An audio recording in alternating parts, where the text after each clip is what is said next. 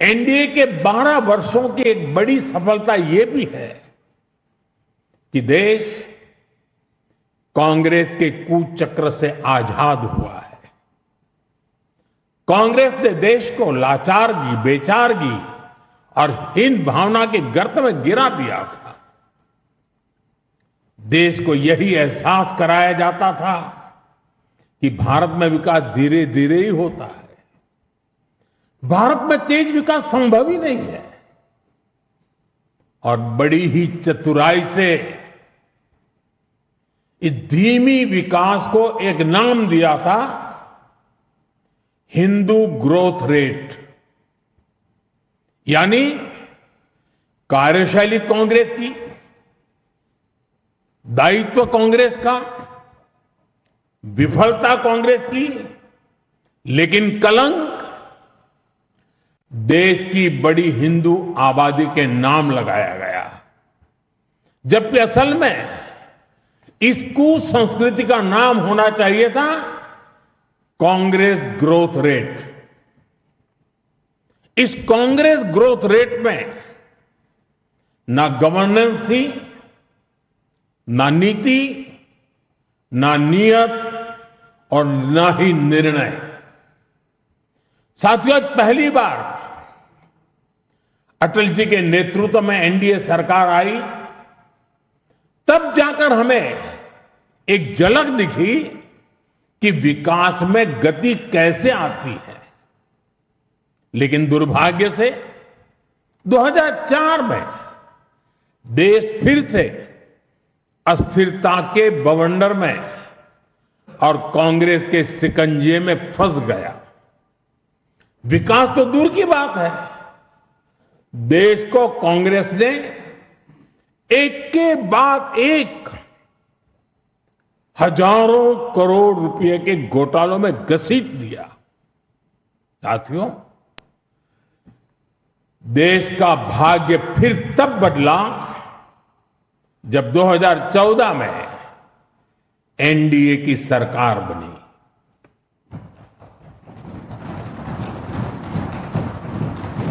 देश ने देखा कि जब नियत, नीति और निर्णय तीनों एक साथ काम करते हैं तो विकास की गति कैसी होती है।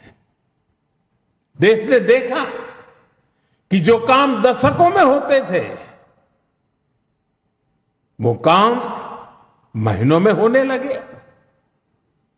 2014 में 74 एयरपोर्ट से 2026 में 160 से अधिक एयरपोर्ट तक, 2014 में 1000 किलोमीटर एक्सप्रेसवे से 2026 में 6700 किलोमीटर एक्सप्रेसवे तक, 2014 में सिर्फ 5 शहरों में मेट्रो से 2026 में 20 से ज्यादा शहरों में मेट्रो तक, 2014 में 700 करोड़ रुपए डिफेंस एक्सपोर्ट से 2026 में 23,000 करोड़ रुपए के डिफेंस एक्सपोर्ट तक। देश ने बहुत लंबी यात्रा तय की है। साथियों, 2014 में देश में केवल 25 करोड़ इंटरनेट यूजर थे। आज 100 करोड़ से अधिक यूजर इंटरनेट से जुड़े हैं।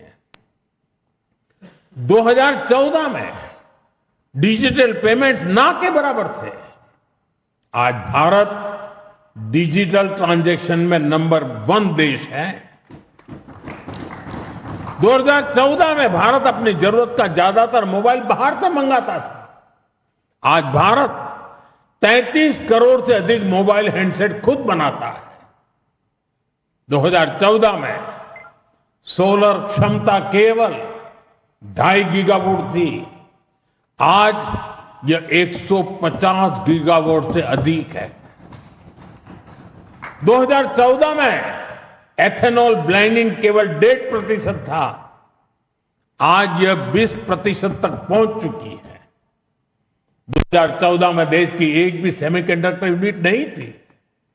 आज देश में बन रही 10 से ज्यादा सेमीकंडक्टर यूनिट्स भारत को आधुनिकता की तरफ ले जा रही है। साथियों, हमने देश की जरूरतों को अपनी नीतियों और निर्णयों का आधार बनाया, नई सोच से नए फैसले लिए। हमने युवाओं के लिए स्किल डेवलपमेंट मिनिस्ट्री बनाई, सहकारी क्षेत्र को मजबूती देने के लिए अलग कोऑपरेटिव मिनिस्ट्री बनाई, हमारे मछुआरे भाई बहनों के लिए अलग फिशरीज मिनिस्ट्री बनाई। हमारा फोकस क्लियर था, विकास की इस दौड़ में कोई पीछे न छूटे।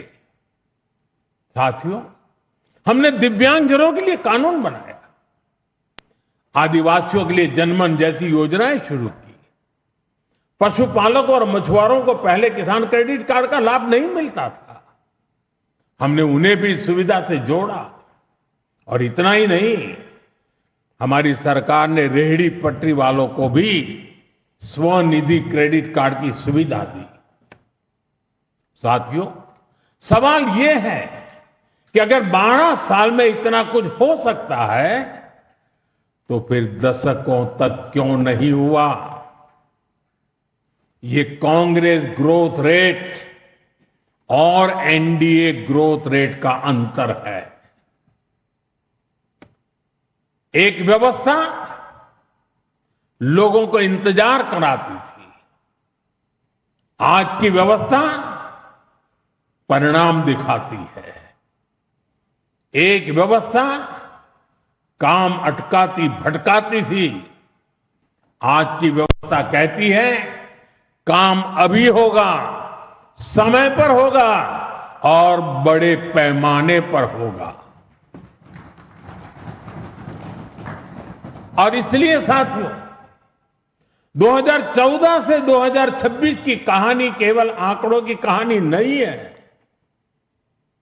यह उस भारत की कहानी है जिसने पहली बार अपनी पूरी क्षमता के साथ दौड़ना शुरू किया है।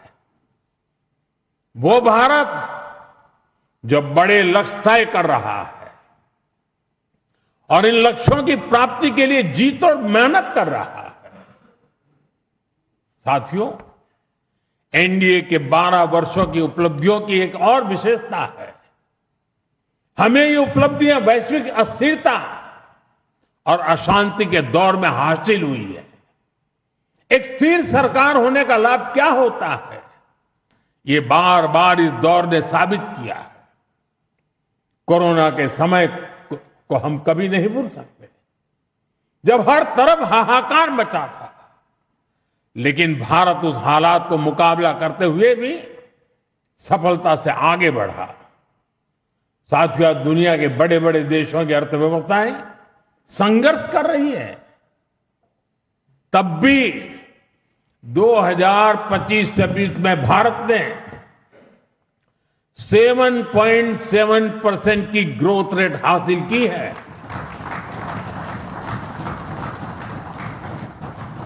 और पिछला क्वार्टर तो जो 31 मार्च को खत्म हुआ, उसमें भी भारत की ग्रोथ 7.8% रही है।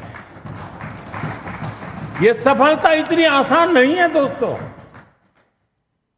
हम फ्रेजाइल 5 के कटघरे से बाहर निकलकर आज दुनिया की तेज गति से आगे बढ़ने वाली अर्थव्यवस्था बन चुके हैं।